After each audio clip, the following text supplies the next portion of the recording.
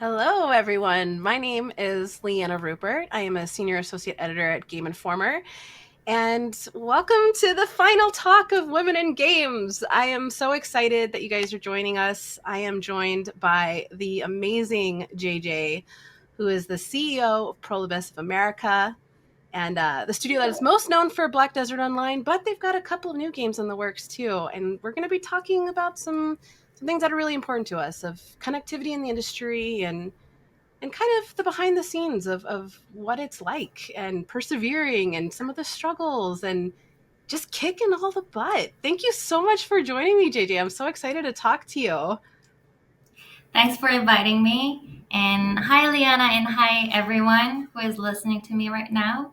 And I'm JJ. As Liana introduced me, I'm the CEO of Prolibus America, and I'm taking care of the North American business for Prolibus, which is our parent company here. And I'm really glad and very excited to share my story here with you, Liana, and all the audience today, and especially at the one of my favorite game conferences, which is Women in Games conference. I'm very excited today. It's great. I'm excited for people to learn more about your journey because Probus is such a big company. They've done have such a loyal community, and you just had such an amazing journey to be where you are today. You moved from South Korea. I would love to learn more just about your background. Mhm. All right, just briefly, speaking of me, before I going into the person JJ. So, I'm here at Prolibus America. As we just now talked on, the Prolibus is the developer of the MMORPG franchise Black Desert. And beside the Black Desert, we are also working on, very ambitious new titles, including Jeonghee and Crimson Desert and Planet that I'm really, really excited about. So my team here not only works on Black Desert title for all the across the platforms right now, we are also helping the headquarters to bring all these new titles into the world. So this is a very exciting time for me, in terms of my work. But assuming that most of you guys actually don't know me in person very well, I like to just introduce myself, just as a person outside of work a little bit more. Yes. So I am from South Korea. I was born and raised in South Korea. I studied there. I worked there for 6 years after school before I moved to the States. And I came to the States for my MBA first. So probably the initial plan, I even don't remember if I had the specific plan what I wanted to do here, but probably the initial thought was just to stay in the States for 2 years at school and go back to Korea. But after living in California for 2 years, for many, many reasons, I just completely changed my plan and decided not to go back to Korea. So since then, I've been living in the States for the last 13, 14 years. And also, I've been just since then, I've been in the video game industry, just working on a lot of different things, usually game publishing, but also biz dev and partnerships and corp dev, M&As, investments, and also general management now.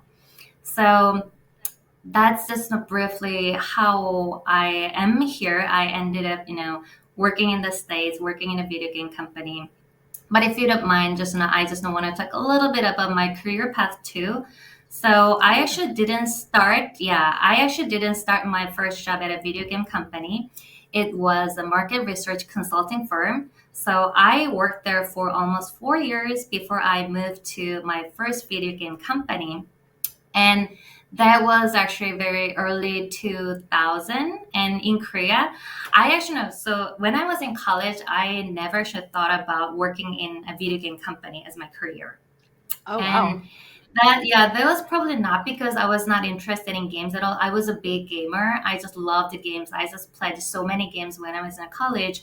But it was not really a popular job, especially for women, especially for those who are not really engineering major.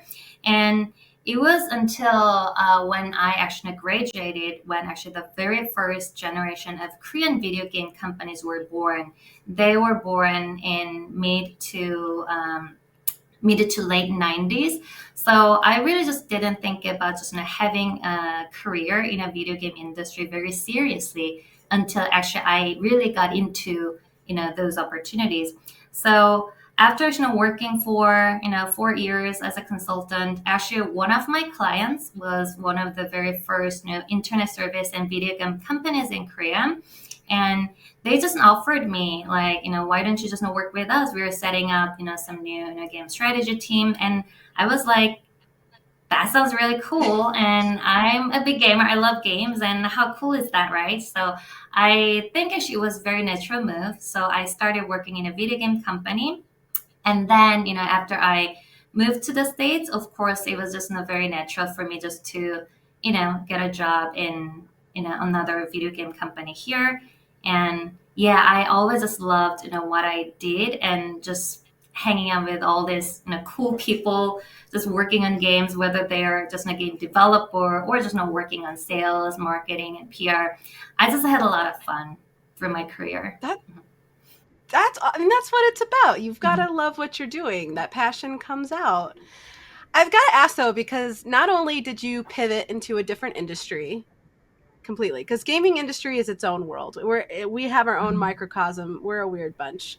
But not only that, but you also moved halfway across the world. Like what was that experience like for you? And were there any unique challenges, especially coming from South Korea, that you were just like, I got to get past this to get where you are right now? Mhm. Mhm. Yeah, I think it was definitely quite a journey. And I think there were a lot of challenges. Even though I really didn't think all those were challenges, I think my personality is like, just not take it easy. Just I'm very optimistic about my future. So I really just wanted to do a lot of things.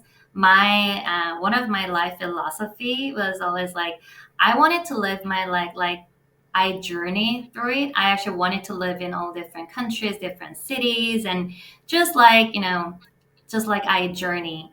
I loved, meeting new Mm. people. I loved having new experiences. So it was a perfect decision when I actually really wanted to go outside the country and do something, but it was not the same for people around me. And also, I really didn't try that until I was already in my 30s. So when actually I told my mom that, hey, actually, I got in, Stanford for my MBA, I'm gonna just go to the States and do, uh, my MBA course. And actually, the first reaction she had was like, "Oh, you're already in your 30s. When are you gonna get married? When are you gonna get, Ooh. into yeah, that stage of your life? Actually, you were just like a child." And I was like, I was really, I love my mom. I respect her. She's really just one of the best people I know in the world. But it was just not very natural for her to worry about, her daughter for just not pursuing her career. She was thinking like, oh my God, my daughter actually should get married to a good guy and have a good family. Maybe that's actually what she pictured whenever she was thinking about me. But, I was not even thinking about it. I was like, I was so excited just to go to another country to do my MBA and pursue, another career opportunity. So I still remember I told her, hey, mom, actually, I'm a little disappointed. Just what if actually I was a son? Would you say the same thing to your son when your son said, "Hey, mom, actually I got in this good school for my MBA," and probably you just genuinely congratulate and you're so proud of your son, right? And she was like, "I got you," and but I Aw. still concerned about your future because blah blah blah. So I think all those are not really something only had to experience. I think usually, girls when they grow up and women in business, I think they are, expected to do things a little differently or expected to dream for something else outside the career. So I think probably, those were some of the challenges I always just not had to overcome. But yeah, that's actually one thing actually I still remember. I still now actually I make a joke with my mom. Hey mom, actually you just said this to me when I told you actually I was gonna go for an MBA in the States, and she's like, did I? I don't remember, but I think that was more very common experience. Any girl born and raised in South Korea would have as a reaction for their, you know, academic achievement or any business achievement. Usually, of course, they get a lot of good positive comments, but also I think you also have to constantly face concerns, like unnecessary concerns, like people talk about your you know marriage or just other stuff that you also have to take care of, they think. So yeah, those you are can you, those are things. you kind of said something earlier about there's that expectation. And I've noticed even through my career and seeing colleagues, there are certain expectations that seem to be there for women versus men that we kind of have to push back a bit against because it's such a Mm, blanketed, whether how we're supposed to act or how we're supposed to respond. mm, I've run into that myself. Are there any other kind of expectations beyond moving from South Korea? But were there any kind of other, mm, especially in your role, because your career has been incredible and you are mm, in such an esteemed position that takes a lot of hard work to get to. And I know a lot of times it's possible to get some pushback for people that may be not expecting to see that. Was that anything that you kind of had to deal with throughout your career? mm. Yeah, I think there are a couple of things actually I can talk about regarding that.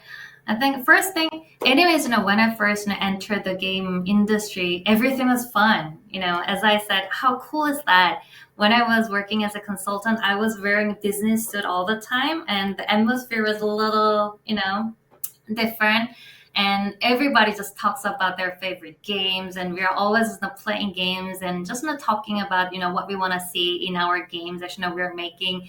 So I really liked that atmosphere. I really liked people and working with them in this industry. But as the time passed year by year, I felt actually there were things actually that are happening to me constantly that were bothering me a little bit. Not too much, but one thing, the first thing actually that comes to my mind is I think I probably had to constantly prove that I'm also an eligible human being who is a good fit for the game industry, because often, even in the first business meeting with just no random person from another company, I get these questions like, by the way, do you also play games, or are you a gamer? Or sometimes people even told me like, but you don't play games, do you? I know, Mm. maybe I just didn't fit into a very, typical gamers image. Like, there are kind of stereotypes of, gamers. And I know actually we used to see more male gamers than female. So maybe it's combination of both. Like, I did MBA, and, people just didn't really see me as like, hardcore gamer. But actually I really loved, games, and I really just liked what I was doing. But whenever actually I had this conversation, I think sometimes it really just kept me thinking whether I was a good fit, or I deserve the title I have, or I was the right person to have these conversations. So I think it kind of just bothered me a little bit this way. Sometimes I really didn't want to care about those comments, those questions, but I think it really just became something I had to just keep going through, just keep asking myself, am I doing right? Or yeah, maybe I'm not really just yeah, good at this, or yeah, maybe I really just gonna have to try harder so that I really just gonna prove myself better.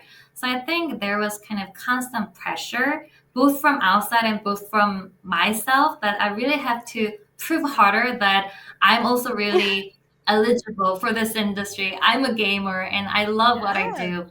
So maybe, it's not something every woman goes through, but I'm pretty sure a lot of women, in this industry kind of, can connect to what I say. And if you don't Yes. mind, just one more thing. Yeah.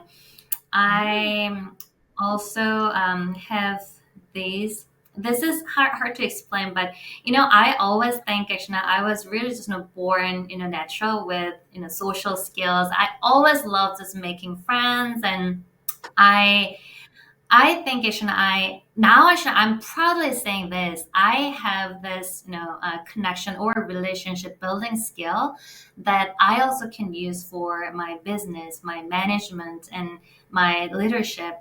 And I really appreciate that I have that skill set.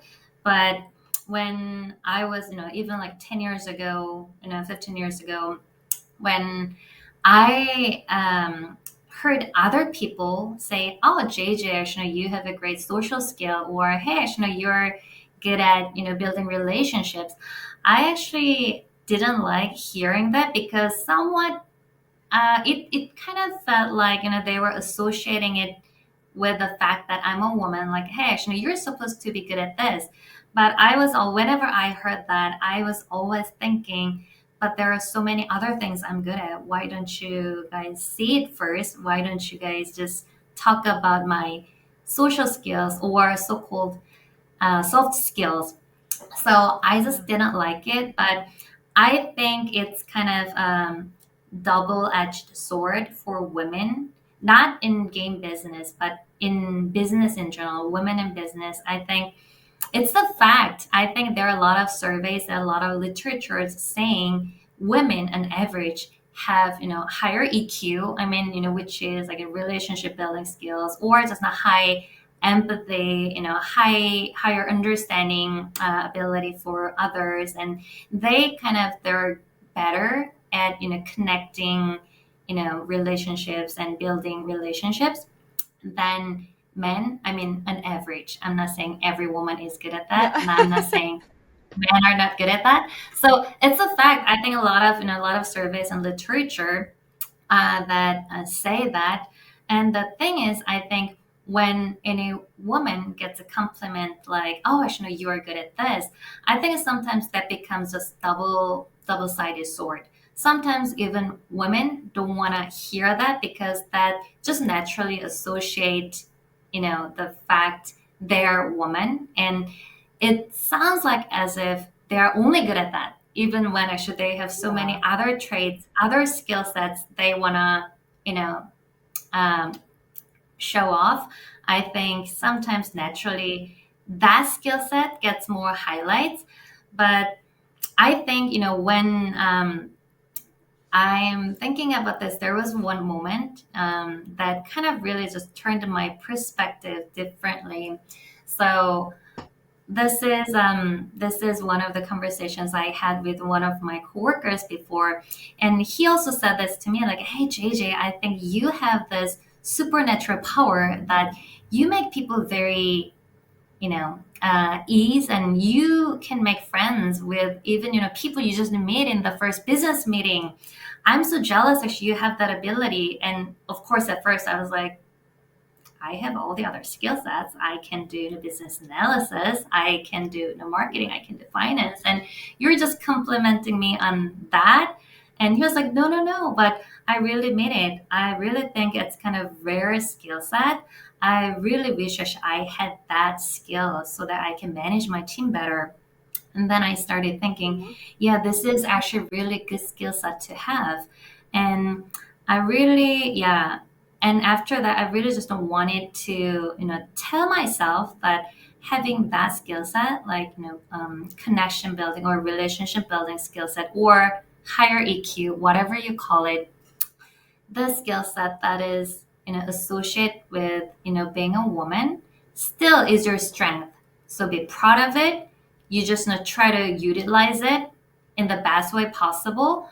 Just don't be shy about just using that skill set because it's a very important skill set, and in the modern Yes. society I believe it's getting more and more important. And if if you're a woman, but if you actually feel that you actually didn't, you were born without that trait, like, because there's some women also tell me like, hey, but I'm a woman, but actually I'm not really good at building relationships. I'm very shy, actually I'm not really social either. I'm like, don't worry. What I'm saying is, if you have the skill set, whether you're a woman or not, just be proud of it. Just use it. It's your strength. That's it. If you don't have it, whether you're a woman or not, just don't be afraid of just talking about other strengths. And it's not something you lack of, because all the other male coworkers, they don't even think about it, even when they They don't have don't. the skill No. set.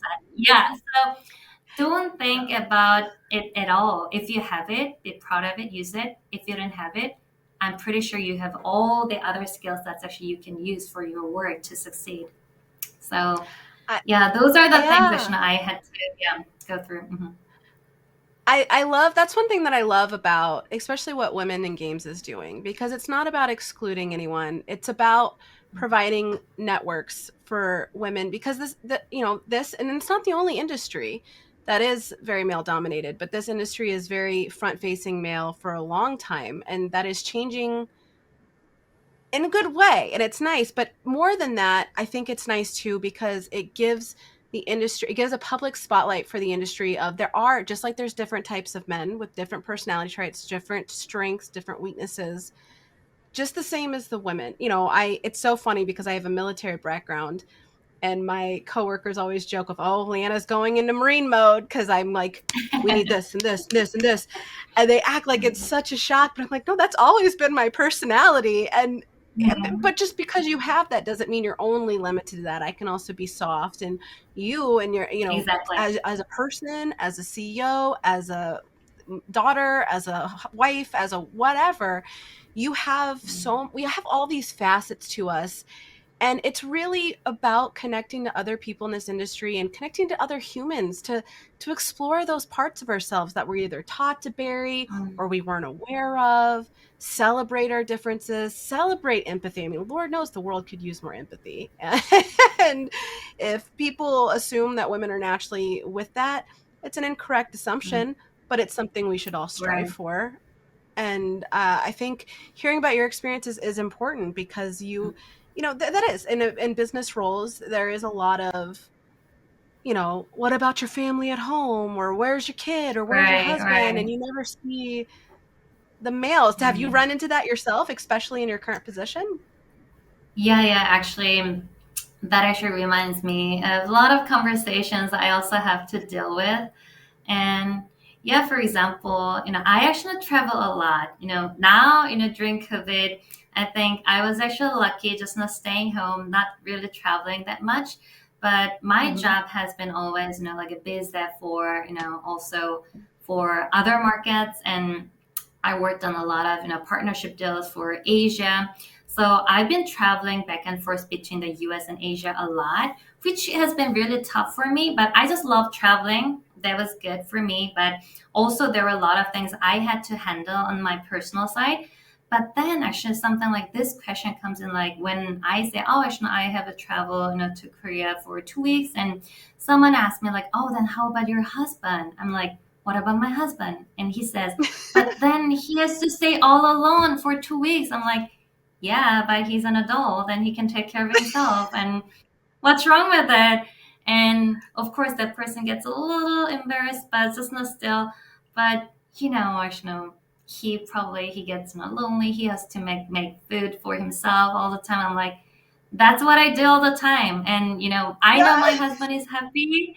Don't worry about my husband, but just know, for this example, I just wanted to point out that I think women kind of tend to get more reactions like this whenever they're really busy with their work. Other people also step in to worry about your family, because I think there is so strong perception of women being a caregiver to her family. But that's Hmm. what I concern the most. So when I see other people talking about this, of course I'm like, yeah, but I'm already taking care of it, and this Yeah. is not something you have to worry about. And I think I don't think actually those people actually just not have those comments and with a bad intention. That's more from very typical stereotype of men and women's Conditioning. role. And yeah, so Yeah. and as you said, I think the situations are changing. I think the society is changing. I think people's perceptions are changing, but still we still face these questions. And also I think these also become the pressure on your end. You also want to be a good daughter, good wife, and good mom. And I think all of this combined with other people's comments, questions, I think it really becomes a big pressure that really kind of hinders your success, in both areas, personally and professionally. So I'm just kind of trying to be really, positive about it again. Like, hey, actually, let's just, you know, let's not have these like hinder your success, but yeah, actually, I'm taking a good care of these, and no one really can succeed in everything. So let's just not have some things fail at some time, but it really doesn't fail your life. So yeah. Mhm. Agreed. Agreed. It's Mhm. a good distinction, and you said it Mhm. best, let me worry about my husband, you worry about. I mean, they're partnerships. That's part of marriage. Is if you do decide to get married, I would hope you're married Mhm. to a person that would understand your goals and dreams and your Oh yeah. aspirations, and just like you should surround yourself with friends and colleagues like that too. It's important. I am curious, as we kind of wind this down, on the topic of connectivity and just drawing from your own experience.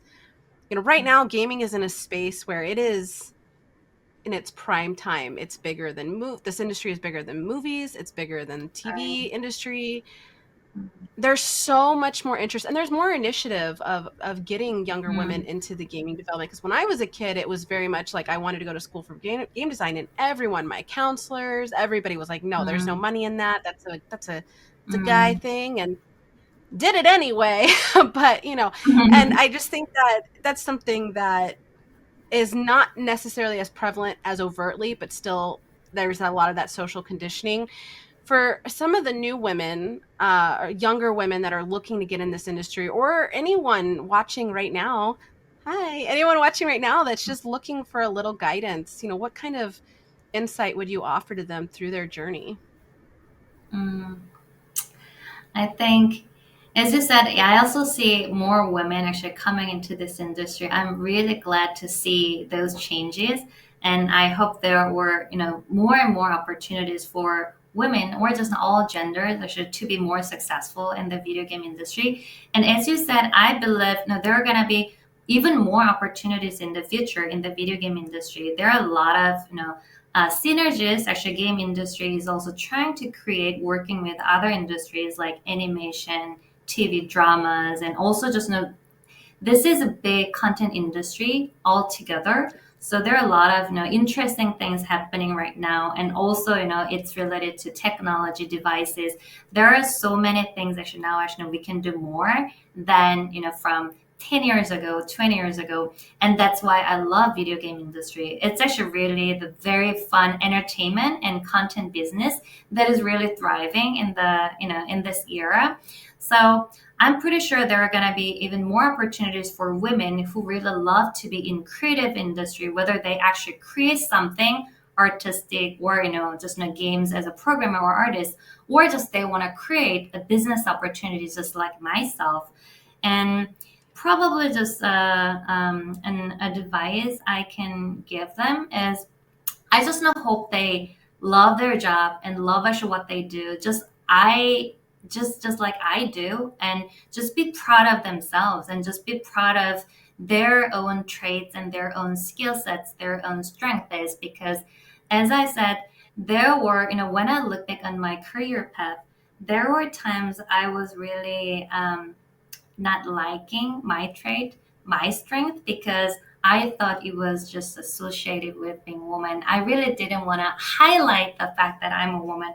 But I'm like, what's wrong with it? You're just being Yeah. yourself, and you're eligible for this industry and you have great skill sets, great traits that actually you can use to be successful. And just don't be shy about those.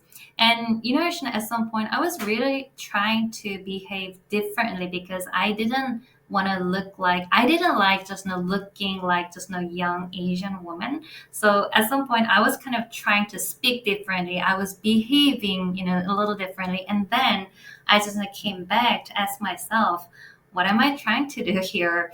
I'm just JJ. I'm just being myself, and I love myself. And I have a lot of skill sets. I love a lot of strengths I can use to be successful in this industry. So there are other comments that kind of distract you just to think about, oh, am I doing right? Am I really a good fit to this industry? Just forget about those. It's fine. People have different perspectives, different opinions. Just thank them for their opinions, but you just move on and focus on your own career goal, your own stuff you really want to do. So I really hope women like yourself, myself, and all the women, or just all the all the people actually listening to our chat, actually love actually their job, love what they do, and just love themselves, and just being trying to utilize whatever they have as their trade, as their passion, as their skill sets, strength is, so that they can just focus on thriving, not really letting things down. That might be just something so simple, but it's really hard. When you're in an entry level, when you're, getting so many, comments, critical comments or questions that you didn't want to hear. I think it's hard because it's kind of bothering you all the time, but just don't, think about those too much and just focus on, you know, performing well, just doing what you love, and just show what you can do. I think that's it. Develop those skills. What you're not born with, you can learn. This industry is big with tons of opportunities. There's not Oh one way yeah, to be in this industry, and yeah, I think that's very exactly. important. Yeah, and it is. You hit the nail on the head. It is a learning process of we are growing up as young girls. We are Mhm. told to be ashamed of certain things. We're taught we're weaker. We're taught Mhm. we're supposed to be quieter, more compassionate. And Right. I feel as we get older and we experience more of the world, we learn to unlearn some Mhm. of that and become comfortable in our own Mhm. skin. And I think women like you, people like you, uh, are paramount to that because you're letting your actions speak for themselves. You're letting your success speak for itself.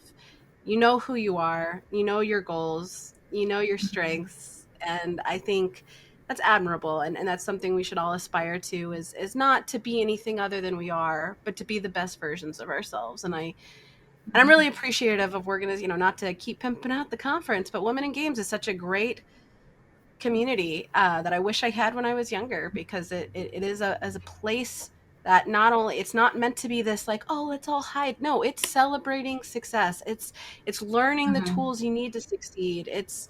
It's just going out there and owning your space, and I love that, and I love seeing you own your space. And I'm really excited. I'm happy to see what you guys have in store with Doki V coming out, Crimson Okay, yeah. Desert. I'm I'm so proud of you and proud to know you, and I really appreciate you coming out and speaking with me and speaking at Women in Games. This has just been phenomenal. I love learning from other people and hearing your experience, and I think it's really important. I hope everyone watching got something out of it as well. Um, Unfortunately, as much as I want to talk forever and ever with you because I love this, that is all the time we have today. I just want to thank you again, JJ, so much for joining me for this chat. Thank you all for coming to our session, and we hope that you stay tuned for the rest of the event kicking off tomorrow. Thank you guys so much. Go out there and Thank you, kick some Liana. butt. Thanks, everyone.